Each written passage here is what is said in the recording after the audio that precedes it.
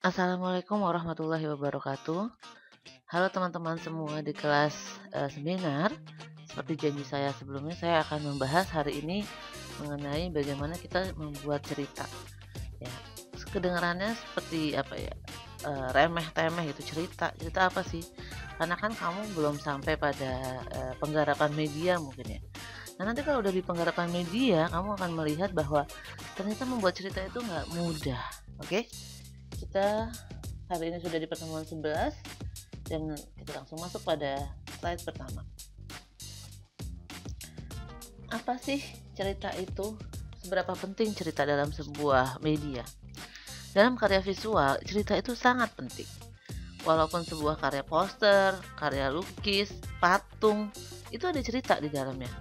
Mungkin permasalahannya cerita itu dibiarkan untuk publik atau disimpan sendiri oleh pembuatnya. Sayangnya, tidak semua orang mampu bercerita. Beberapa teman-teman alumni gitu ya, kesulitan saat harus membuat cerita. Tapi itu bukannya nggak bisa, itu bisa. Hanya perlu diarahkan. Cerita atau narasi ini ada teorinya. Menurut Dider Koster, salah seorang penulis dalam bidang cerita, itu teori bercerita. Menurutnya bernarasi adalah kemampuan verbal, cara berpikir yang diungkapkan melalui bahasa, kemudian pada perkembangan selanjutnya pesan nonverbal juga masuk di dalamnya. Jadi kita cerita itu bisa terbangun karena adanya suasana, karena adanya musik skor gitu misalnya. Narasi dibangun sedemikian rupa sehingga pesannya sampai kepada halayak. Jadi halayak itu nggak nangkap secara dialognya aja atau verbalnya aja, tapi juga suasananya, terus musiknya, mimik wajahnya, dan lain-lain. Seorang perlu memiliki kepekaan terhadap suasana, karakter, pemilihan kata-kata, dan paham alur cerita. Nah, apakah yang harus memahami cerita ini adalah teman-teman yang menggarap film, buku cerita, atau apa? Enggak. Ternyata dari beberapa teman anak bimbingan saya, metode ini saya terapkan itu cukup membantu mereka dalam misalnya membuat alur informasi.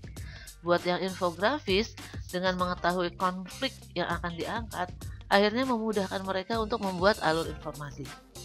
Jadi materi ini kalau menurut saya cukup bermanfaat ya buat teman-teman yang akan nantinya menggarap cerita.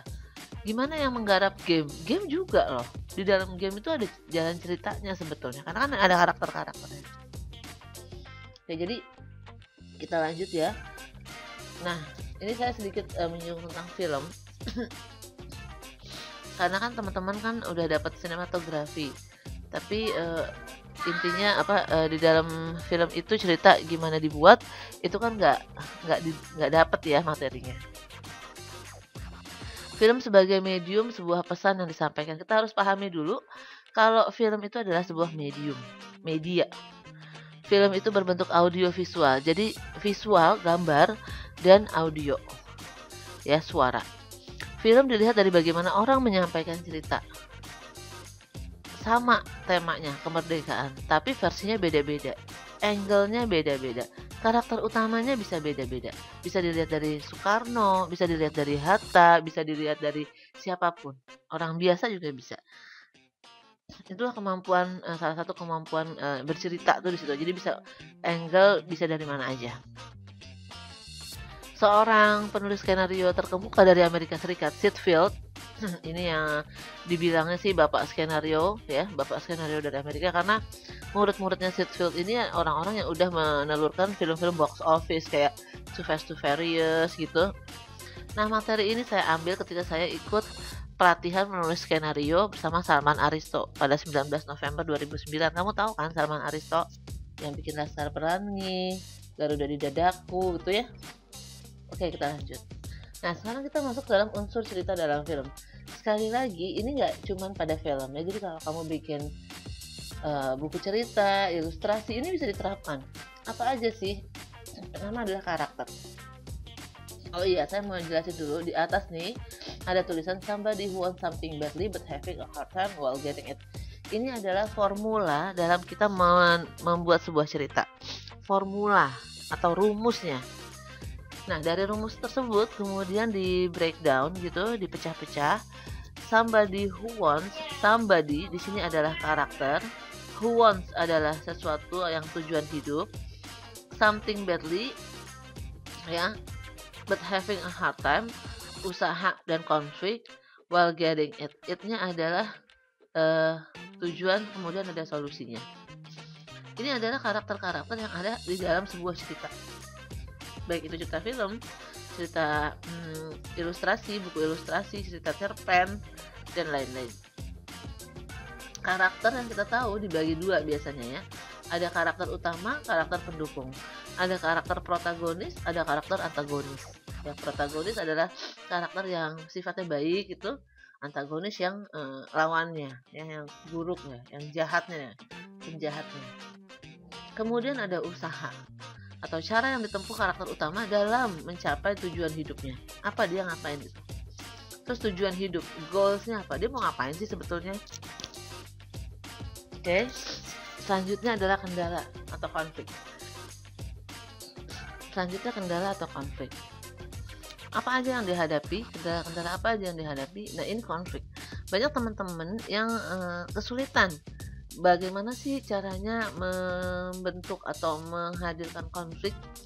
Kalau kamu misalnya mengangkat pahlawan nasional, sebetulnya itu bisa digali dari wawancara dengan studi literatur.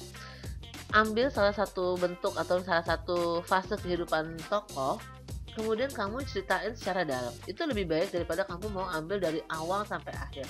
Kenapa? Itu akan banyak kejadian yang harus ditangkap gitu. Jadi dengan menggali lebih dalam ya, mengcapture atau menangkap satu adegan gitu, kita bisa menangkap satu konflik yang bisa dikembangin sendiri gitu. Nah, jadi konflik atau kendala itu adalah kesulitan yang dihadapi karakter utama ketika ingin mencapai tujuannya. Kemudian ada solusi. Ya, ada solusi. Sebetulnya solusi itu adalah usaha yang dilakukan juga. Jadi ini akan berputar lagi. Dari solusi ada kendala lagi. Ada solusi lagi, ada kendala lagi. Itu bisa kayak begitu. Nah, jadi ini adalah rumusnya yang bisa dikembangkan ke dalam media masing-masing. Film merupakan audiovisual, maka yang harus dipikirkan adalah suasananya gimana bisa terbangun. Pertama adalah karakter. Ya tadi kita ngomongin ini kita ngomongin unsur film sekarang. Di dalam film itu ada karakter, ada dialog, ada setting, ada properti, ada pengambilan gambar. Karakter dibagi dua tadi ya, kalau di dalam film udah masuk dalam film itu ada karakter utama, pendukung, protagonis, antagonis. Kalau di dalam penulisan film ya, kalau yang saya belajar secara ideal gitu, ini kalau kita membahas karakter itu dibagi-bagi lagi. Kalau misalnya karakter utama, namanya siapa, usianya berapa, tinggalnya di mana, cara jalannya kayak gimana, baju yang dia pakai seperti apa, makanan seperti diturunin sedemikian banyaknya supaya akan dapat hasilnya adalah orang yang seperti ini gitu. Ini kalau karakternya fiktif ya. Tapi kalau karakternya udah ada nyata, kamu tinggal ikutin aja sumber-sumber yang udah dibaca. Nah, dengan pendalaman karakter, dialog akan terbangun ya, dialog akan terbangun. Kemudian yang ketiga adalah setting, di mana lokasi atau tempat di mana adegan tersebut dilakukan. Kalau bahasa Inggrisnya itu scene-nya ya, setting dan scene. Kemudian ada properti, peralatan-peralatan yang digunakan, bisa sofanya, bisa tempat tidurnya, ruang tamunya, mobilnya. Nah, itu yang kayak gitu-gitu properti. Dan teknik pengambilan gambar. Teknik pengambilan gambar termasuk pencahayaan, angle kamera, kemudian medium shot, long shot, kayak gitu-gitu, shotnya gitu ya. Nah, tadi ya konflik. Kalau di kelas penulisan, saya biasanya minta mahasiswa itu nonton dulu. Nah, habis nonton terus kita diskusi. Kalau setelah nonton terus akan kita diskusikan gitu. Diskusi yang pertama adalah setelah nonton film itu karakter utamanya siapa, gimana sifatnya, kemudian konflik apa yang dihadapi, lalu solusinya apa gitu. Biasanya kalau di kelas penulisan ya, saya cara ngelatihnya tuh gitu. Supaya apa? Supaya lama-lama kita bisa dari jalan cerita itu kita bisa menangkap yang mana konfliknya gitu. Konflik umumnya terbagi menjadi 3, ada konflik dengan manusia, konflik dengan alam, dan konflik dengan diri sendiri. Konflik dengan manusia itu yang protagonis antagonis ya, ini banyak banget. Contohnya kayak kamu nonton film Batman, Superman ya, Iron Man, itu ada antagonis dan protagonisnya. Kalau konflik dengan alam, contohnya gimana karakter utama menghadapi dengan misalnya ya bencana alam, banjir, kebakaran hutan, gempa bumi, dan lain-lain sebagainya. Konflik dengan diri sendiri, maaf ya salah cetak. Konflik dengan diri sendiri, nah ini sebetulnya juga banyak ya film-film yang membahas konflik dengan diri sendiri, bagaimana si pemeran utama itu berhadapan mengatasi pertanyaan-pertanyaan yang timbul dari dirinya dia sendiri ya. Contohnya ya kalau saya lihat adalah Nemo. Nemo itu sebetulnya konfliknya dengan diri sendiri dan ayahnya. Tapi ada juga film kayak Moana, nonton nggak Moana? Moana juga begitu. Jadi Moana tuh kan contoh karakter utamanya dia adalah Moana ya, gimana caranya dia mengembalikan batu Tefiti gitu. Dia sepanjang perjalanan dia bertanya-tanya kenapa saya yang dipilih, nah kayak gitu. Itu bisa kelihatan dari situ. Nah, jadi itu caranya kita membangun konflik. Nah, nanti mungkin kita akan diskusi di kelas. Kalau kamu menyusun cerita dulu dengan cara tadi ya, membuat sinopsis dulu. Sinopsis adalah ringkasan jalan cerita dengan formula Sitfield yang tadi itu.